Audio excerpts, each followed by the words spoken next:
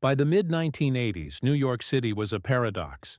On one hand, Wall Street was booming, skyscrapers gleamed with prosperity, and uptown nightclubs buzzed with the children of privilege. On the other, crime was rampant. Crack cocaine was tearing through neighborhoods, and Central Park, the city's great green heart, could feel as dangerous as it was beautiful once the sun went down. It was in this charged atmosphere that the story of Robert Chambers and Jennifer Levin unfolded, a story that blended wealth, youth, sex, and death in ways that both captivated and horrified the public. It would soon become known as the case of the Preppy Killer. Robert Chambers was, by appearance, the kind of young man New York parents might have wanted for their daughters. Tall, broad-shouldered, with striking blue eyes and chiseled features, he had the look of a model or movie star. He had attended elite Catholic schools, moved easily among the city's wealthy social circles, and even briefly modeled for catalogs. But the surface concealed deep flaws. Chambers had been expelled from several schools for poor performance and disciplinary issues. He had developed a taste for cocaine and alcohol, sustaining his habits through petty theft, even stealing from friends. Behind the preppy polish lay a troubled young man with a streak of entitlement and self-destruction. At 19, in the summer of 1986, Chambers was drifting, unemployed, living with his mother on the Upper East Side, partying late into the night with the privileged children of New York's elite. Jennifer Levin was 18, a recent high school graduate brimming with plans for the future. She came from a comfortable family and was known as outgoing, adventurous, and popular. Friends described her as full of life, someone who gravitated toward the nightlife of Manhattan's Upper East Side. That August, Jennifer had been accepted to college and was enjoying her last weeks of freedom. Like many of her peers, she frequented Dorian's Red Hand, a popular bar on 2nd Avenue that catered to affluent youth. Dorian's was more than just a bar. It was a social hub, a place where the children of wealth mingled, drank, and often pushed boundaries under the lax oversight of the time.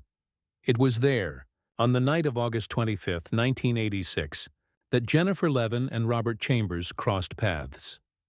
Jennifer arrived at Dorian's late that night, joining friends in the dim, wood-paneled space. Chambers was already there, drinking heavily. The two knew each other casually. They moved in the same social circles and had flirted before. Witnesses recalled seeing them talking, laughing and leaving together in the early hours of August 26th. Outside, the city pulsed with humid summer heat. Taxis glided by on 2nd Avenue. Neon lights reflected in puddles, and Central Park, dark and sprawling, beckoned just a few blocks away. Jennifer and Chambers were last seen heading in that direction around 4:30 a.m. A few hours later, just after dawn, a cyclist cutting through Central Park near 5th Avenue stumbled upon a shocking sight. Under a tree, partially clothed, lay the body of a young woman. Her blouse was pushed up, her bra torn, her skirt hiked around her waist. Her legs were splayed, and bruises darkened her face, neck, and body. It was Jennifer Levin. Police arrived quickly, cordoning off the scene. The brutality of her injuries suggested a violent struggle. The marks on her neck pointed unmistakably to strangulation. Her belongings, purse, jewelry, were missing, suggesting a robbery. But the staging of the scene raised other possibilities. Within hours, the story hit the morning news. An 18-year-old girl from a respected family, murdered in Central Park. It was the stuff of nightmares, and New York was riveted. Detectives retraced Jennifer's steps. Witnesses at Dorian's reported that she had left with Robert Chambers. Police went to question him later that day. At first, Chambers denied being with her. Then, confronted with witnesses, he shifted his story. They had gone to the park but parted ways afterward. By the time he was brought in for formal questioning, Chambers' account changed again. He now claimed that Jennifer had attacked him, trying to force him into rough sex against his will. According to him, she scratched and bit him, and he pushed her off in self-defense. When she didn't get up, he panicked and left. The explanation shocked investigators, not just for its implausibility, but for the cold way Chambers seemed to shift blame onto the victim. Scratches on his face and chest, likely caused by Jennifer in her struggle, supported that a violent confrontation had occurred. But the injuries on Jennifer's body told a different story. Sustained, overpowering violence. By August 28th, Robert Chambers was under arrest for Jennifer Levin's murder. The arrest set off a media firestorm. On one side was Robert Chambers, handsome, privileged, dubbed by the press as the Preppy Killer. On the other was Jennifer Levin, young, attractive, from a respectable family, but quickly subjected to tabloid insinuations about her sex life and choices that night. It was a story tailor-made for headlines. Sex, death, Central Park, privilege and betrayal. Newspapers splashed Jennifer's photo alongside Robert's, often framing him as the fallen golden boy and her as reckless, even predatory. The stage was set for one of the most sensational trials of the 1980s, one that would expose not just the crime itself, but the biases of a society quick to protect its preppy sons while casting suspicion on its daughters. When detectives first questioned Robert Chambers, they weren't entirely convinced he was guilty. At 19, he looked like a poster boy for privilege, clean-cut, handsome, the kind of young man who seemed more likely to appear in a Ralph Lauren ad than a police lineup. His family background, while not wealthy, gave him access to elite private schools and social circles. To some officers, he didn't fit the image of a murderer, but the evidence began stacking against him almost immediately. Witnesses placed him leaving. Dorian's red hand with Jennifer Levin around 4:30 a.m. Scratches raked across his face and arms were hard to ignore. His story about the previous night shifted with each telling. First, he hadn't seen Jennifer after the bar. Then, yes, he had walked with her but left her safe. Finally, he admitted they had gone into Central Park together, but only for what he described as consensual fooling around. Jennifer's injuries told a far different story. By the time Chambers sat for his formal interrogation, his narrative had crystallized into what would become his infamous defense. Jennifer, he said, had been the aggressor. She wanted rough sex, and when he resisted, she attacked him. "She scratched me, she bit me," Chambers explained to detectives. He claimed he pushed her off, grabbed her neck to defend himself, and accidentally choked her. To the police, the account sounded rehearsed, even smug. To the press, once the story leaked, it was dynamite. The rough sex claim shifted focus from Chambers' actions to Jennifer's supposed desires. Tabloids ran lurid headlines that suggested she had been reckless, wild, even dangerous. This was the first glimpse of what would become a central theme of the case: the victim on trial as much as the perpetrator. The physical evidence undermined Chambers' account. Jennifer's injuries. She bore extensive bruising on her neck, indicating prolonged strangulation, not a momentary defensive push. Her body, found partially stripped, with her undergarments torn, suggesting sexual assault or at least violent struggle. Chambers' scratches, deep cuts across his face and chest, consistent with Jennifer clawing in desperation to free herself. Detectives believed this was no accident. The violence was deliberate, sustained, and deadly. Still, without witnesses, the case would hinge on whether a jury believed Chambers' version, the Golden Boy's tale of a sexual encounter gone wrong, or the prosecution's narrative of a brutal murder. On August 28, 1986, Chambers was formally arrested and charged with second-degree murder. As he was led from the precinct in handcuffs, cameras flashed, reporters shouted questions, and the nickname was born: the Preppy Killer. The label stuck immediately. It played on his background: the private school education, the clean-cut looks, the blazer and tie image. Chambers became a symbol of privilege gone wrong, the dark side of New York's elite youth culture. But the moniker also had another effect. It glamorized him. Magazine spreads featured his striking mugshot. News anchors described him as the handsome accused killer. Overnight, Robert Chambers became both villain and anti-hero. His face is recognizable as a movie star's. Jennifer Levin, meanwhile, was subjected to a second, more insidious form of victimization. While her family mourned, tabloids seized on the rough sex angle, painting her as a sexually aggressive young woman whose recklessness had led to her death. Headlines screamed insinuations. Central Park tryst turns deadly. Wild sex blamed in death of socialite girl. Reporters scoured her diary, printing fragments of her private thoughts about boys, relationships, and desire. The narrative suggested Jennifer bore some responsibility for her fate, a stark contrast to the sympathetic framing of Chambers. He was the fallen preppy, she the promiscuous girl. For Jennifer's parents, this was salt in the wound. Their daughter had been murdered, and now her character was being assassinated daily in the press. The case struck a nerve in 1980s New York. It had all the elements of a tabloid sensation. A beautiful, young victim. A handsome, privileged suspect.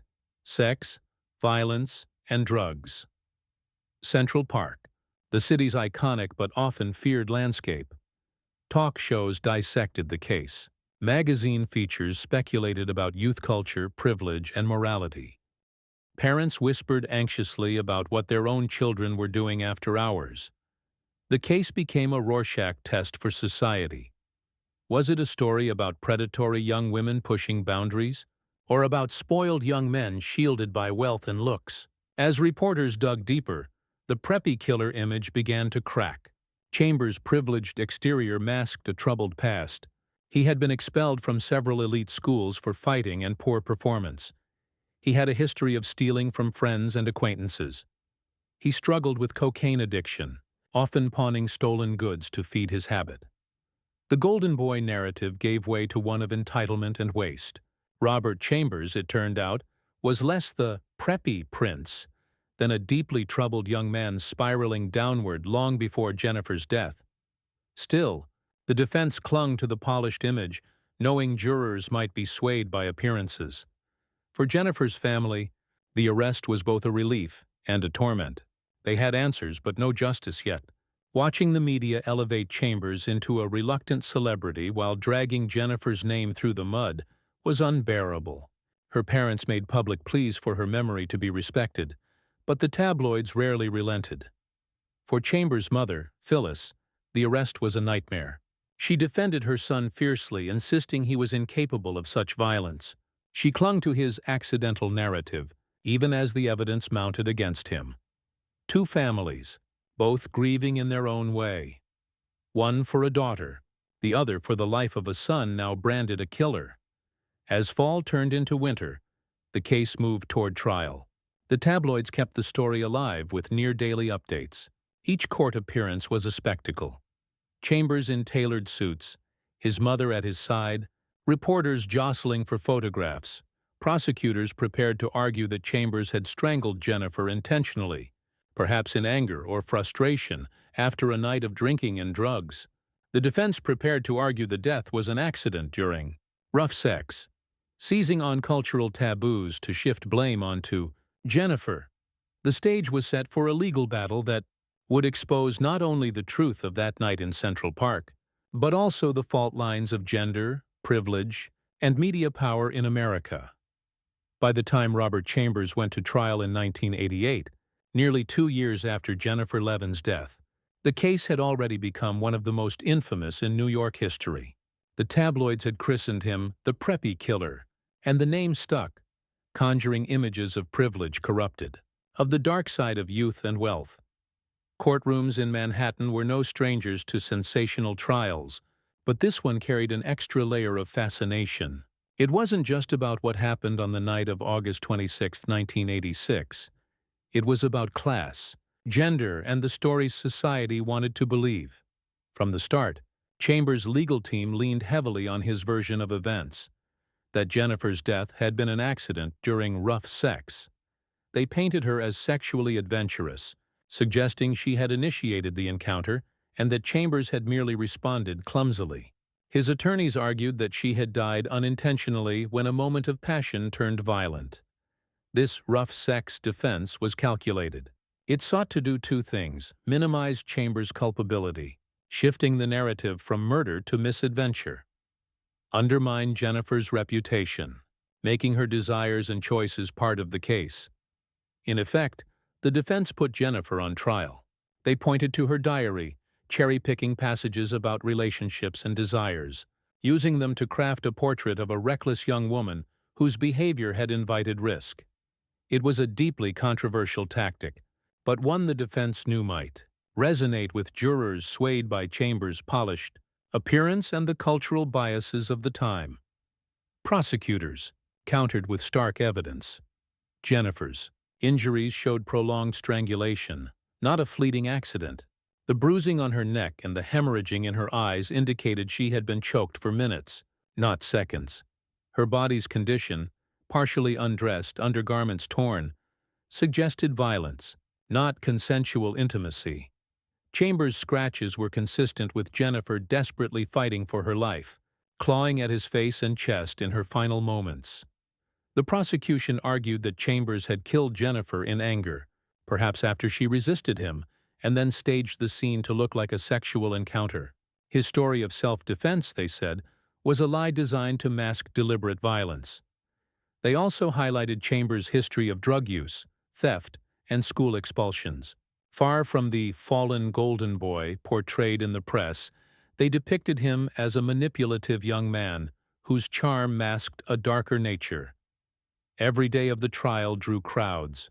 Reporters filled the courtroom benches, sketch artists captured Chambers' stoic profile, and television anchors dissected each argument. Outside, the public lined up for seats, hungry for a glimpse of the drama. The case wasn't just news. It was entertainment. Talk shows debated it. Magazines ran glossy spreads, and the tabloids competed for the most sensational headline. The media's dual treatment of Chambers and Jennifer remained stark. Chambers was often described in terms of his looks and charm, while Jennifer was scrutinized for her private life. In a culture still wrestling with sexual double standards, the victim became an object of suspicion, while the accused was given the benefit of doubt. As the trial wore on, jurors faced the difficult task of sorting through conflicting narratives. The prosecution's evidence was strong, but there were no eyewitnesses. Chambers' account, however implausible, gave jurors a story they could latch onto. Some jurors reportedly struggled with the idea of convicting Chambers of murder. Was it possible, they wondered, that Jennifer's death had truly been accidental? The defense's focus on her character, combined with Chambers' demeanor in court, sowed seeds of doubt. By the time deliberations began, the jury was deadlocked. Some believed he was guilty of intentional murder. Others were persuaded by the idea of accidental manslaughter. Days stretched on with no resolution. After weeks of impasse, the case ended not with a dramatic verdict but with a plea deal. In March 1988, Chambers pleaded guilty to first-degree manslaughter. The plea acknowledged that he had caused Jennifer's death, but sidestepped the question of intent. In exchange, Chambers was sentenced to 15 years in prison, the maximum for the charge, but far less than the potential 25 years to life he might have faced for murder. For Jennifer's family, the outcome was devastating. They had hoped for a murder conviction, a public acknowledgement that their daughter had been the victim of violence, not accident. Instead, the deal left them with the sense that justice had been compromised. For Chambers, it was a victory of sorts. He had avoided a murder conviction, preserved the rough sex narrative, and secured a finite prison term. The plea deal provoked outrage in some quarters and relief in others. Critics argued that Chambers had benefited from his appearance, his background, and a defense strategy that smeared the victim. Feminist groups protested the use of Jennifer's private life as a weapon in court, calling it a chilling example of how victims of sexual violence were often blamed for their own deaths. Supporters of Chambers, though fewer in number, insisted the case had been overblown by the media and that the plea deal was fair. What was clear was that the trial had tapped into deep cultural anxieties about youth, sex, privilege, and justice. The Preppy Killer case became a touchstone for debates that continued long after Chambers was sentenced. Amid the media spectacle and legal maneuvering, the memory of Jennifer Levin risked being overshadowed. Her family fought to preserve her dignity, emphasizing her kindness, her ambitions, and the vibrancy of her short life. In the years that followed, Jennifer's case became a rallying point for advocates calling for greater protections for victims in court, particularly against character assassination. Her story was retold not just as a tragedy, but as a symbol of the need for justice systems to treat victims with respect. As Robert Chambers began his prison sentence, the public turned its gaze elsewhere. But his story was far from over. In the years to come, his behavior behind bars, his release, and his eventual return to crime would ensure that the Preppy Killer remained a haunting figure in American true crime history. When Robert Chambers entered New York's maximum security prison system in 1988, he was 22 years old. To the public, he was the Preppy Killer, a face that had been splashed across tabloid covers and nightly news broadcasts. Inside, though, he was just another inmate, stripped of privilege, status, and name. Prison life was a harsh adjustment for Chambers. His striking looks, which had once earned him admiration in Manhattan's social circles, drew unwanted attention in a place where strength and intimidation dictated survival. Despite his background, he quickly racked up disciplinary infractions. Records from his incarceration revealed over 24 violations: possession of drugs, weapons, and repeated insubordination. Instead of reforming, Chambers seemed to spiral further. Guards noted his volatility, his inability to follow rules, and his persistent entanglement with contraband. Cocaine, which had fueled his downfall outside, shadowed him even behind bars. Unlike many inmates, Chambers couldn't escape his reputation. Other prisoners knew who he was. Guards and staff recognized his name. His moniker, Preppy Killer, preceded him in every corridor. Some inmates resented him, seeing him as a symbol of privilege who had escaped harsher punishment through legal maneuvering. Others targeted him for his notoriety, challenging him in fights or seeking to exploit his fame. For Chambers, survival meant constant vigilance, yet, paradoxically, his fame also afforded him protection at times. Outside supporters sent him letters, money, even gifts. Some women wrote to him as if he were a romantic anti-hero, seduced by the dangerous glamour of his image. These contradictory forces, isolation and fascination, shaped his prison years.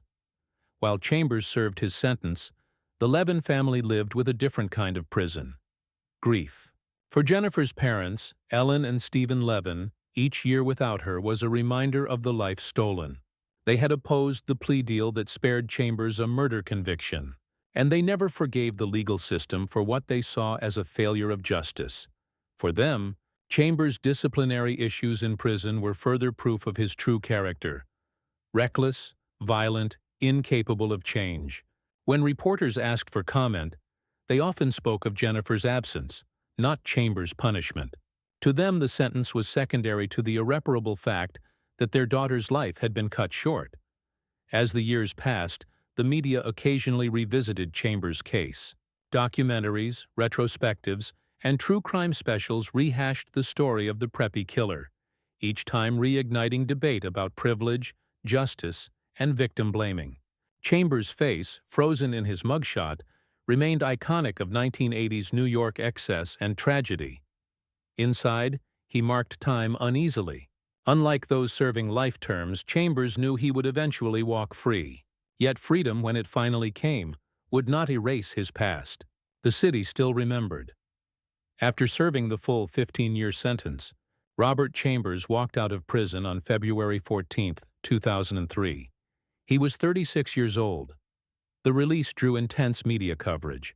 Cameras crowded outside, reporters shouting questions, helicopters circling overhead. The tabloids once again splashed his face on their covers. The Preppy Killer is free.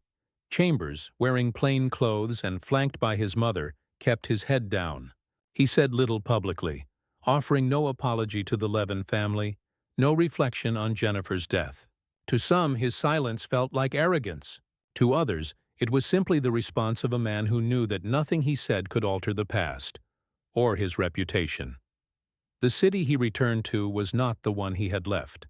In 1988, New York had been gripped by crime and drugs. By 2003, it was safer, cleaner, more global. Dorian's Red Hand still stood, but its notoriety as the Preppy Killer's bar lingered like a stain. Central Park, once a symbol of fear, had been revitalized. Chambers stepped back into a world that had moved on, but had not forgotten him. The Preppy Killer was still a household name. In theory, Chambers had a chance to rebuild his life. He was still relatively young, had the support of his mother, and could have pursued anonymity in another state. But freedom proved difficult. He had no career, no degree, and no steady work history. His name, known nationwide, was both infamous and unemployable. Even if he wanted to disappear, the media's fascination with him made it nearly impossible. More critically, the addictions that had shadowed him since his teenage years still gripped him. Cocaine and heroin became his refuge once again, a way to numb both the scrutiny and the guilt. The public's response to Chambers' release was divided. For many New Yorkers, it reopened old wounds. The memory of Jennifer Levin's death, the trial's spectacle, and the sense of injustice came rushing back. The Levin family in particular expressed their continued anger. They believed Chambers had never shown remorse and never truly paid for what he had done. Others viewed his release through the lens of fairness. He had served the maximum sentence for manslaughter, and legally his debt to society was settled. Whether people liked it or not, Chambers had fulfilled his punishment. Yet no one doubted that his freedom would be precarious. Even in 2003, some predicted it was only a matter of time before Chambers found trouble again. Through it all, Jennifer's name remained tied to his. Her face, vibrant in photographs, was paired in memory with his mugshot. For her family, the media's obsession with Chambers was a constant reminder of how Jennifer had been overshadowed in death, her story eclipsed by his notoriety. When asked about his release, Ellen Levin said, "He is free. Jennifer is not. Jennifer never will be." Those words captured the enduring imbalance that no sentence, no matter how long, could ever restore what was lost. For a brief moment after his release, Chambers tried to stay out of the spotlight. But old habits die hard. Friends reported seeing him slipping back into the nightlife, hanging out with acquaintances from the past, and indulging in drugs. The media kept a watchful eye, chronicling his every misstep. Each minor scrape became a headline, as if the city were waiting for him to fail, and eventually he did. Robert Chambers, the Preppy Killer who had once shocked New York, was destined for another downfall. His second act would be even darker. Not a crime of passion, but a cold descent into the world of drug dealing. When Robert Chambers walked free on Valentine's Day in 2003, some wondered whether he could turn his life around. He had already served a full 15 years in prison, the maximum allowed under his plea deal. And at 36 years old, he still had decades of life ahead of him. If ever there was a chance for redemption, this was it. But freedom came with shadows. The world knew him as the Preppy Killer, a label he could not shed. Employers hesitated to hire him, neighbors recoiled when they recognized him, and the press trailed his every move. His infamy was both a cage and a curse. Instead of finding stability, Chambers slipped back into old habits. Drugs, cocaine, and heroin became both comfort and trap. By 2004, just a year after his release, friends and acquaintances described him as spiraling. He lived with his longtime girlfriend, Sean Koval, in Manhattan, but their relationship was strained, fueled by substance abuse and financial desperation. Chambers had been a symbol of privilege wasted in the 1980s. Now he became a cautionary tale of squandered second chances. Rather than fading into obscurity, he drifted toward New York's underground drug scene. With limited prospects for legitimate work, Chambers and Koval turned to dealing cocaine to support their own addictions. Investigators would later reveal that their apartment doubled as a base of operations, where drugs were packaged, sold, and consumed. Neighbors noticed the comings and goings at odd hours, but few realized the full scope of what was happening. For those who had followed Chambers' earlier case, it was almost predictable. The handsome, privileged youth who once claimed Jennifer Levin's death was an accident had never escaped the cycle of recklessness and destruction. On October 22, 2007, Chambers' second downfall came crashing down. After a lengthy undercover investigation, New York City police raided his apartment on East 57th Street. Inside, they found nearly $1,000 worth of cocaine, drug paraphernalia, and evidence of distribution. Chambers and Colville were both arrested. He was charged with third-degree drug sales and fifth-degree drug possession, serious felonies under New York law. The arrest was front-page news. Headlines blared, "Preppy Killer busted again," from Central Park to cocaine. The tabloids, which had never stopped tracking him, pounced on the story. For the public, the arrest confirmed what many had suspected. Robert Chambers had not reformed, had not learned, and could not outrun the darkness that had defined his life. When Chambers appeared in court in 2008, the scene felt eerily familiar. Cameras once again captured his face, older now but still recognizable. Reporters crowded the courtroom, eager to chronicle his latest fall. This time, however, there was no ambiguity. The evidence was overwhelming. Undercover officers had videotaped him selling cocaine. His fingerprints were on the drug packages, and his long history of addiction made the narrative impossible to deny. In August 2008, Chambers pleaded guilty to selling cocaine. The plea spared him a trial but came with a heavy price: 19 years in prison. For a man already in his 40s, it was effectively a life sentence. He would not be eligible for release until 2024. The conviction silenced any lingering sympathy for Chambers. If in the 1980s he had been cast, however unfairly, as a fallen golden boy, by 2008 he was simply another criminal, consumed by drugs and deceit. For Jennifer Levin's family, the new sentence brought a grim sense of vindication. They had always believed Chambers was dangerous, and now the world could see it too. As Ellen Levin put it, "This man has been given chances, and he has thrown them away every time. He belongs in prison." For the public, the case reinforced the image of Chambers not as a tragic figure but as a cautionary one. He was proof that privilege could not guarantee redemption, and that some patterns of violence and addiction were too deeply ingrained to escape. Even decades after Jennifer Levin's death, Chambers' name still drew headlines. Television specials revisited the case, often splicing archival footage of his 1980s trial with his 2007 arrest. Documentaries framed him as a symbol of wasted potential, his life reduced to a narrative arc of glamour, murder, and downfall. The label Preppy Killer never left him. It followed him into every prison intake, every court filing, every article written about him.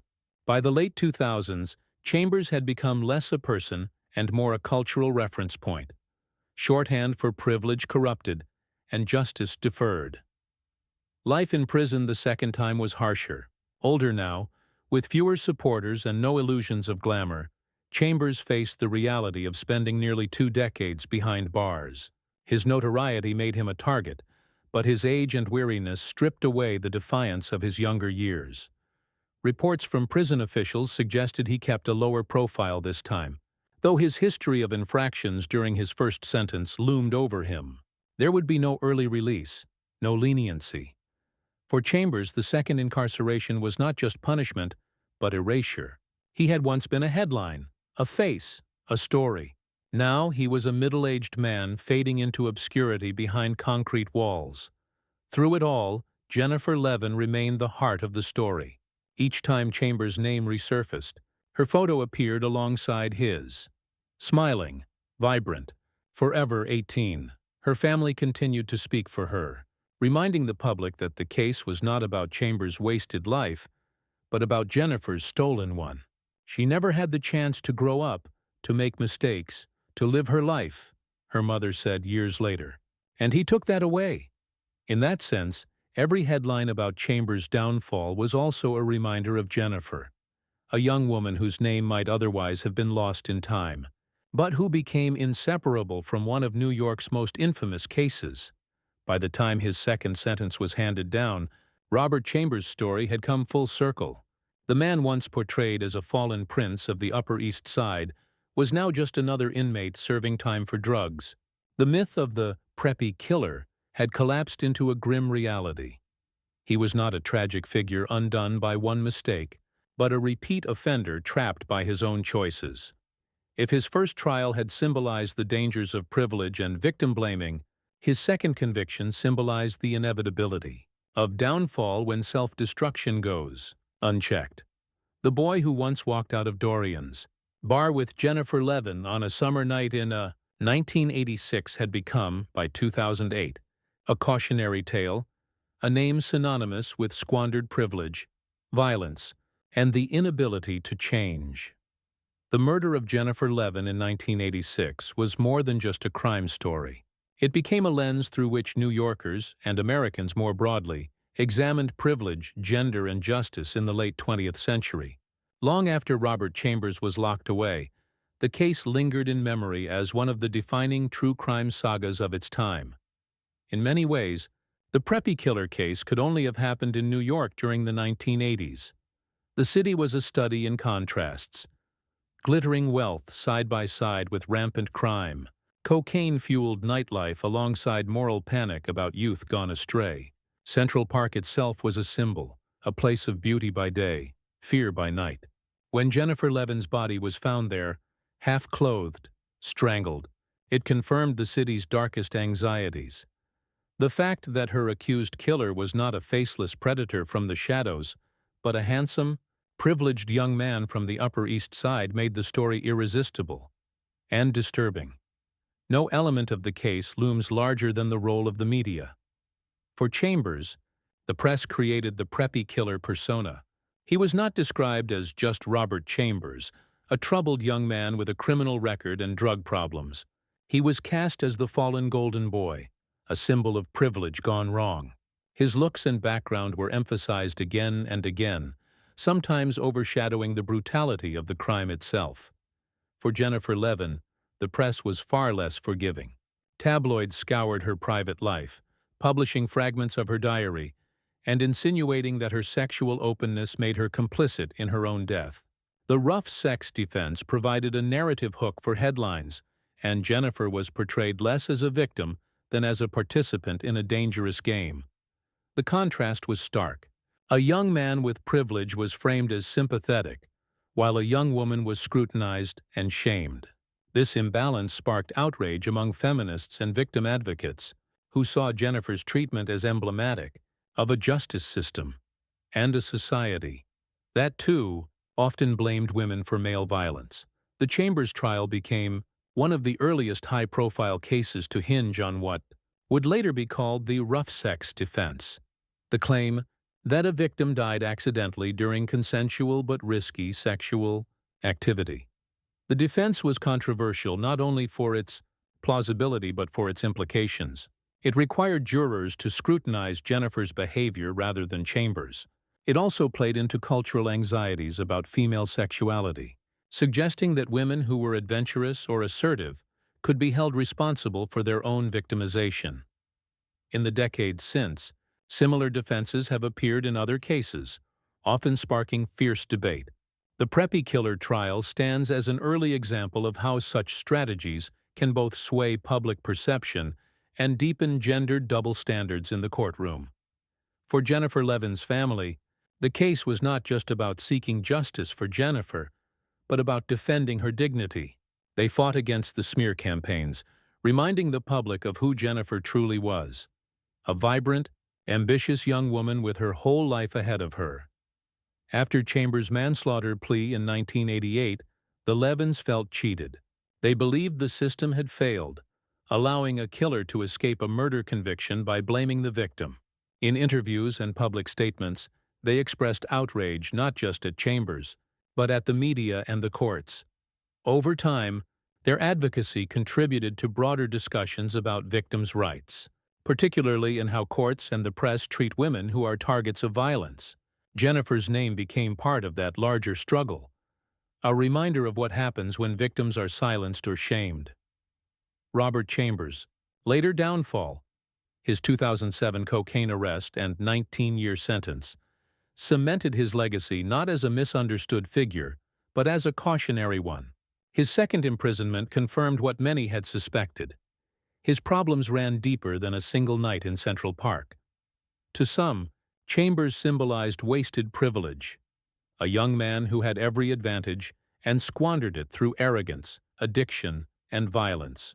To others, he symbolized the failure of the justice system to hold powerful men fully accountable. Either way, he became more than an individual. He became shorthand for entitlement gone wrong. His nickname Preppy Killer, a cultural reference point even decades later. The Preppy Killer case left ripples in law and culture. Victim advocacy. The backlash against the treatment of Jennifer Levin helped fuel the victims' rights movement, highlighting the need for protections against character assassination in court. Media ethics. The case is still studied in journalism schools as an example of how sensational coverage can distort justice, shaping public opinion before verdicts are reached. Cultural memory. The story influenced books, TV specials, and even fictionalized accounts. It became part of New York's cultural fabric, alongside other infamous cases of the 1980s. Through it all, Jennifer Levin remains at the heart of the story. Her face, captured in smiling photographs, is forever paired with Chambers' mugshot in archives and documentaries. She was 18 when she died, younger than Chambers, full of promise, robbed of a future. Her family has insisted year after year that Jennifer not be defined solely by her death. They speak of her energy, her curiosity, her kindness. In remembering her this way, they resist the narrative that reduced her to a victim of scandal. Jennifer's story is now remembered not just as a crime, but as a call to confront how society treats women in life and in death. As of the 2020s, Robert Chambers remains incarcerated, serving his 19-year sentence for cocaine trafficking. His release date approaches, but the shadow of his past ensures he will never truly be free. Wherever he goes, he will always be the Preppy Killer. For Jennifer Levin's family, the decades have not erased the grief. They continue to speak her name, reminding the world that behind the sensational headlines was a daughter, a sister, and a friend. And for New York, the case endures as a cautionary tale of the 1980s, a story of privilege, violence, and the power of narrative. It reminds us that the way stories are told can shape justice as much as the facts themselves. On late summer nights in New York, Central Park no longer carries the same fear it did in 1986. Joggers, couples, and families move through its paths under the glow of renovated lampposts. The city is different now, safer, richer, more controlled. But for those who remember, the image of Jennifer Levin under the trees is never far away. Nor is the face of Robert Chambers, the preppy youth who once charmed the world and then horrified it. Their story is etched into the city's history, not just as a crime, but as a reflection of how society wrestles with privilege, gender, and the fragile line between innocence and violence.